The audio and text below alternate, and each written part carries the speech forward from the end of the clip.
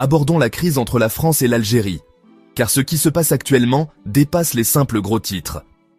C'est un miroir qui reflète deux sociétés évoluant dans des directions opposées. Depuis juillet 2024, date à laquelle la France a soutenu la revendication du Maroc sur le Sahara occidental, la situation s'est dégradée. L'Algérie a rappelé son ambassadeur. Le blé et les entreprises françaises ont été soudainement exclus des accords algériens. Des arrestations ont eu lieu des deux côtés.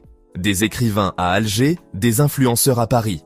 Et à chaque coup porté sur le plan diplomatique, le fossé se creuse. Mais voici le paradoxe. Chaque fois que Paris et Alger s'opposent, au lieu de diviser l'Algérie, cela rapproche sa population. Les vieilles blessures de la colonisation, la mémoire collective, tout cela ressurgit. Mais cette fois, cela unit. Il y a un sens du but commun, une sorte de vigilance nationale. Des ruses aux institutions, les Algériens semblent dire « nous sommes unis ».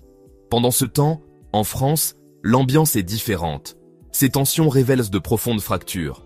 Élite contre classe ouvrière, droite contre gauche. Les idéaux de la République contre les réalités d'aujourd'hui. La crise ne fédère pas, elle fragmente. Les partis politiques l'exploitent, surtout à l'approche des élections.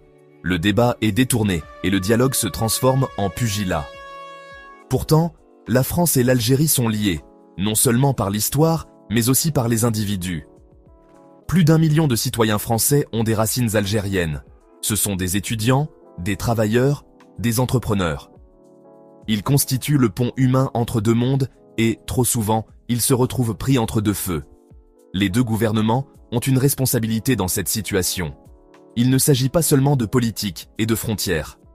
Il s'agit de protéger la diaspora, de veiller à ce que personne ne devienne un bouc émissaire. Si nous voulons la paix demain, si nous voulons une véritable cohésion sociale, la première étape est un dialogue fondé sur le respect mutuel. N'oublions pas que la diplomatie ne consiste pas à se mettre en scène devant les caméras ou à marquer des points dans les sondages.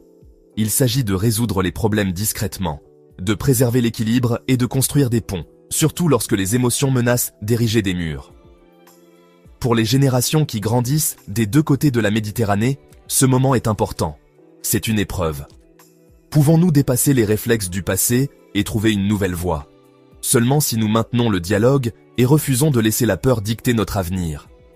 Le véritable défi est celui-ci, l'unité, pas la division. La compréhension, pas la haine. Et surtout, la sagesse de savoir que la diplomatie appartient à ceux qui sont prêts à écouter. Merci de bien vouloir activer la cloche et de cliquer sur j'aime.